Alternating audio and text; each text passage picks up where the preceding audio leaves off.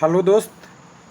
Olympic तो ख़त्म हो गया है, लेकिन यूट्यूब का ओलंपिक का खेल यानी खेला ख़त्म नहीं हुआ है। अब खेला शुरू हो रहा है।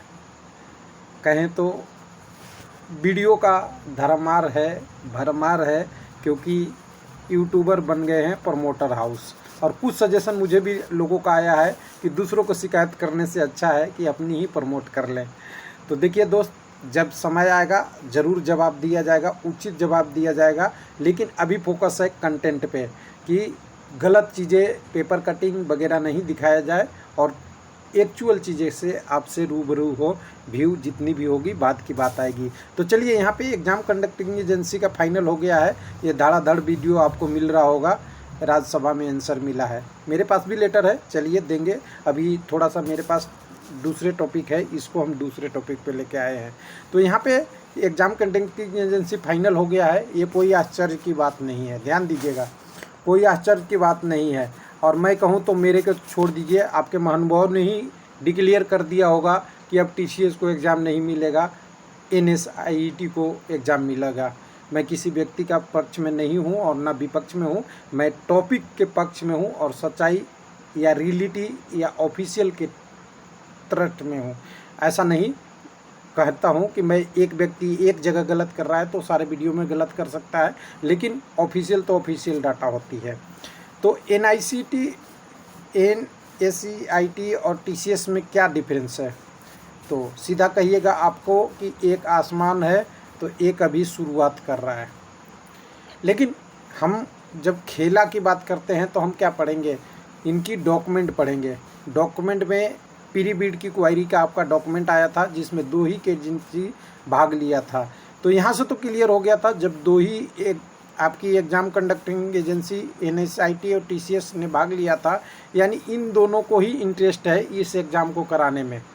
तो दोनों के बारे में डिटेल बढ़ेंगे और दोनों की हम क्वायरी पढ़ लेंगे, और क्वायरी से ही हम पता कर लेंगे कि कौन क्या चाहता है, टेंडर लेने के मोड में कौन है और कौन टेंडर से पैसा कमाने के मोड में है।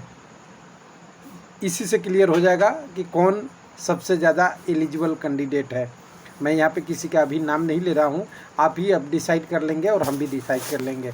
तो हमेशा आपके साथ जैसे कि बोला हूँ कि हर समय ऑफिशियल डाटा ही लेके आता हूँ, कभी हम बिना ऑफिशियल की डाटा की बात नहीं करते हैं। ध्यान दीजिएगा, ऑफिशियल डाटा में देखिए रेलवे रिक्रूटमेंट बोर्ड की बात है, 16/10/2020 की बात है, जब आपकी पीरी बीड की मीटिंग हुई थी। मीटिंग ये हुआ था 8/10 को, उसके बाद 16/10 को ये वेबसाइट पे अपडेट किया गया है, जिसमें सारी चीज़ें बताई गई थी कि पीरी बीड कॉन्फ्रेंस जो मीटिंग हुई है उसमें कौन कौन भाग लिया था। तो ये आपने भी देखा होगा कि 2 ही लोग भाग लिए थे, एनएसआईटी के सेल्स मैनेजर और टीसीएस के आईओएन सेंटर के बिजनेस इंचार्ज कंसल्टेंट्स के रूप में भाग लिए थे। अब इन्होंने एक ने 42 क्वेश्चन और किसी ने 45 क्वेश्चन या 35 क्वेश्चन दागे थे, उनका जवाब रेलवे ने दिया था। तो यहाँ पे एक रेलवे की तरफ से चेयरमैन रेलवे बोर्ड के थे, और उसके बाद आपका member secretary of RRB Bhopal 2 लोग थे और 2 लोगों थे, यानी 2-2 की वार्ता थी। इसमें हम कुछ नहीं जानेंगे, हमें ज़्यादा कोई देना नहीं है, हमें टॉपिक पे अपने आना है, क्योंकि हमें तो टेंडर लेना नहीं और आपको टेंडर देना नहीं, आपको एग्ज़ाम ही देना है। तो यहाँ पे देखिए, पहला क्वायरी 5 नंबर 1 में एनएसआईटी से है और एक क्वायरी नंबर 1 से लेके 42 तक जाएगा। उसी तरह और नीचे आ जाएंगे तो फिर 42 के बाद क्वायरी नंबर जो आगे का होगा, 1 मिनट ध्यान से देखेंगे हम, कोई गलती से छूट ना जाए। 42 के बाद अगर आगे आएंगे तो हम 42 के बाद आएंगे, हाँ 5.2 में टीसीएस की क्वायरी आएगी। और ये दोनों क्वायरी को हम क्या करते हैं, आपने जानते ही ना कि कोई इक्वेशन आप बनाते हैं, मैथमेटिक्स आप तो हैं, LHS = RHS। लेफ़्ट साइड का अगर हम मान ले NSIET और राइट साइड अगर मान ले TCS, दोनों में अगर देखें क्वायरी का लेवल तो हमें पता चल जाएगा कि एलिजिबिलिटी किसकी बनती है और किसकी एलिजिबिलिटी नहीं बनती है। इससे तो क्लियर हो जाएगा। तो सबसे पहले हम चलते हैं 5.1 में। 5.1 में देखिए, आपकी क्वायरी जो होगी, पहले क्वायरी से ही आपको अंदाज़ा लगाते चलना है। बहुत ज़्यादा समझदार व्यक्ति और पूरी टेंडर पढ़ने की बात ज़रूरी नहीं है। पहले क्वायरी है ब्रीफ ऑफ ट्रेंडिंग पैरा 1 में था, जिसमें कितनी, यहाँ से देख लीजिएगा, काइन धाइन सैकड़ा, हज़ार, 10,000, लाख, 10 लाख, 50 लाख इन्होंने अर्निंग मनी के रूप में, ईएमडी के रूप में मांगा था, और जो बाद में नो चेंज कर दिया गया था। यानी ये ईएमडी टेंडर से पहले देना है, टेंडर के डॉक्यूमेंट में देना है। जैसे हमारे और ऑर्गेनाइजेशन में बैंक गारंटी के रूप में लेते हैं, तो यहाँ पे ईएमडी देना था। तो ये कौन मांग सकता है? जिसके पास पैसा कम रहेगा या ज़्यादा रहेगा, ध्यान दीजिएगा। तो आप कहिएगा एलएचएस में एक चीज़ लिख लीजिएगा, पैसा कम है, और पैसा से ही बनती है एलिजिबिलिटी, आगे भी बनती है और चीज़ें है। दूसरा क्वेरी छोड़ दीजिए, ये आईएसओ पैरा से रिलेटेड है, ये छोड़ देना है। तीसरा क्वेरी है कि अगर आप बीड क्वेरी को ओपनिंग करते हैं तो जिनकी टर्नओवर 500 करोड़ से ज़्यादा होगा उसको 5 मार्क मिलेंगे, जिनकी 400 से होगा 4 होगा, और 300 होगा तो 3 मार्क्स मिलेगा। आरआरबी ने बोल दिया कि मैं इस पर कोई चेंज नहीं कर सकता, और ये डिमांड किसकी थी? एनएसआईटी की। तो यह ध्यान दीजिएगा, टर्नओवर जिसका कम रहेगा वो क्या कहेगा, आप क्राइटेरिया भी कम करिए, यानी नीचे की तरफ लाइए, जिससे मैं एलिजिबल हो जाऊं। ध्यान दीजिएगा, या ज़्यादा स्कोर पाऊं, ध्यान दीजिएगा, हो सकता है स्कोर 3 में हो जाए, 4 में हो जाए, स्कोर लाऊं। चलिए अगला क्वेरी और देख लेते हैं, जिसमें था कि बीड एवुलेशन में, इसमें था कि अगर कोई exam conducting agency 150 crore student को हैंडल कर चुका है सीबीटी में, तो उसे 5 मार्क्स मिलेगा। 100 करोड़ करेगा तो 4 मार्क्स, और 75 करोड़ करेगा तो 3 मार्क्स मिलेगा। 3 ही क्वेरी को लेंगे, और बहुत सारी चीज़ें हैं, 3 ही क्वेरी को लेते हैं, और 3 क्वेरी के बाद एक आधा और ले लेंगे तो हो जाएगा। तो यहाँ कौन कह सकता है कि कम कैंडिडेट हो तो मुझे अच्छा स्कोर दीजिए, यानी जिसकी हैंडलिंग कैपेसिटी कम होती है उनके ही कहेगा। यहाँ भी आरआरबी ने बोला कि नहीं, मैं ये क्राइटेरिया नहीं चेंज कर सकता, बिल्कुल नहीं कर सकता। उसके बाद और एक और देख लेते हैं। एक और था कि total number of candidate assured through CBD, insurance भी देना था। अगर 1.5 लाख कैंडिडेट को देगा तो 10 मार्क्स देगा, उसके बाद अगर देगा तो इतना इतना। तो इसमें क्या कह दिया, yes all evaluation is a last 3 financial year, 17, 18, 19, 20, 21, 22, ये 20 तक है, और current financial year 21, 22 indicate note of the, इतना। इसको एग्री कर लिया, कह दिया कि understanding is clause RB 50 lakh and then above the total candidate student CBT past and 3 year, ये भी मान लिया। उसके बाद number of CBT completed with candidate 10 lakh and above, इसके बारे में इन्होंने 2-3 क्वेरी मांगी थी कि 2-3 क्वेरी के बारे में बताइए। उसमें से बोला था कि to give a fair level of playing field is all participant is a request to relax consideration is following. क्या क्या कहा था? बोला था कि 3 एग्ज़ाम अगर करा चुकी है तो 5 मार्क्स मिलेगा, 2 एग्ज़ाम करा चुकी तो 4, और 1 एग्ज़ाम करा रखा तो 3। यानी 1 एग्ज़ाम तो मिनिमम क्राइटेरिया हो गया, 3 नंबर मिलेगा, और जिसको 5 नंबर मिलेगा। यानी मैं अगर टीसीएस की बात करूं, यहाँ पे क्या बात करना हूँ, मैं टीसीएस वाला बाद में पढ़ूंगा। अभी हम यहाँ पे एक चीज़ बात कर सकते हैं, क्या? अभी हमने बात किया था एलएचएस और इधर से आरएचएस।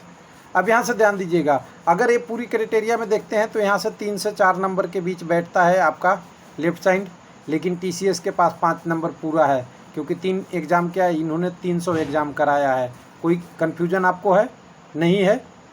उसके बाद अगर आगे बात करेंगे, जिसमें आपको कहते हैं कि 150 करोड़ का इंश्योरेंस देने का, तो यहाँ भी टीसीएस को 5 मार्क्स आता है, 5-5, 10 आता है। यहाँ हो सकता है 5 या 4 भी आए, क्योंकि एनआईसीटी क्वेरी कर रहा है, यानी उसके स्कोर कम है, ये तो क्लियर है। उसके बाद अगर आगे आते हैं तो हमारा पीरीबीड अवार्ड वाला में बात करते हैं, तो यहाँ भी टीसीएस के 5 मार्क्स। उससे पहले और आते हैं जहाँ पे आपकी एग्जामिनेशन की वैल्यू की बात है पैसे के टर्म में, तो यहाँ भी 5 मार्क्स। यानी अगर टीसीएस को 15 मार्क्स है और एक दूसरे कंपटीटर 12 से 15 के बीच में कहीं हो सकते हैं, तो टेंडर किसको मिलेगा, टीसीएस को या एनएसआईटी को? अब टीसीएस का हम थोड़ी से क्वेश्चन देख लेते हैं कि उसका पूछने का लेवल क्या है, तब कुछ अंदाज़ा लगेगा हमें।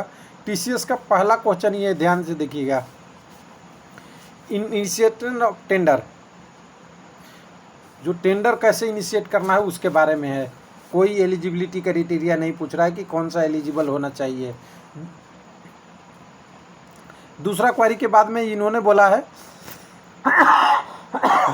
सॉरी, दूसरा क्वेरी के बारे में इन्होंने बोला है ईएमडी के लिए। इन्होंने ईएमडी की अमाउंट की बात नहीं किया है कि हमें 50 लाख नहीं देना है, ये बोले है टाइम चाहिए हमें, बस स्टैंडर्ड टाइम में रेलवे ने रिलैक्सेशन नहीं दिया है, नो चेंज कर दिया। इन्होंने 30 दिन से ज़्यादा बढ़ाया तो मांगा होगा या कुछ किया होगा, बस वही, तो इन्होंने नहीं बढ़ाया। फाइनेंशियल बिड ऑफरिंग एक एक करके देखते जाइएगा, सारा चीज़ें है ना ये टेंडर से रिलेटेड है, कोई एलिजिबिलिटी क्राइटेरिया से नहीं बनता है। तो आपको क्या लगता है, आपसे मैं डायरेक्ट सवाल है, NICT को मिलेगा या TCS को टेंडर मिलेगा? तो मैं कहूँगा TCS को मिलूँगा, और ये मैं पहले भी बोला था और अभी भी बोल रहा हूँ, और ये पहले बहुत लोगों ने बोला था, मैं ये नहीं कह रहा हूँ, बहुत लोगों ने बोला था कि TCS को एग्ज़ाम मिलेगा, क्योंकि एलिजिबिलिटी क्राइटेरिया इसी के पास है। ये 1 करोड़ प्लस लोगों को हैंडल करने के लिए, 1 करोड़ 16 लाख ऐसे कैंडिडेटों को हैंडल करने के लिए। बाकी NSIT अगर कराती है तो बहुत सारी चीज़ें हो सकती है। अब सवाल उठता है ये कि ECS को टेंडर नहीं मिलेगा, ऐसा भी हो सकता है। तो 2 कंडीशन हो सकता है। पहला कंडीशन ये हो सकता है कि TCS ने रेट बहुत हाई दे दिया हो। क्या दे सकता है? रेट बहुत हाई दे दिया हो एग्ज़ाम कराने का, पहली कंडीशन याद रखिएगा। और दूसरी कंडीशन है कि TCS ने एग्ज़ाम, अगर उनके पास टाइम नहीं होगा तो पार्टिसिपेट नहीं करेंगे। लेकिन ध्यान दीजिएगा, TCS जैसी प्लेयर अगर एग्ज़ाम में पार्टिसिपेट नहीं करेगा तो इसकी फाइनेंशियल ईयर का जो रेवेन्यू है, यानी अगले टेंडर के लिए एलिजिबिलिटी है, वो कम होती जाती है। तो ऐसे मौक़ों पे ये ऐसे छोड़ते नहीं हैं। अब दोनों चीज़ों को अगर देख सकते हैं तो दोनों के कंडीशन में अगर इन्होंने बहुत ज़्यादा रेट कोट कर दिया और इन्होंने पार्टिसिपेट नहीं किया, तब NCIT को टेंडर मिलेगा। यानी कुल मिला के कहें तो अभी भी TCS अपर एंड में है। और जैसा कि बताया गया है कि एग्ज़ाम कंडक्टिंग एजेंसी फाइनल हो गई है, यह ऑफिशियल डाटा किसी के पास नहीं है कि TCS को मिला है कि NICT को मिला है। जो कोई दिखा रहा है ईमेल के माध्यम से, इसको ऑफिशियल नहीं समझे।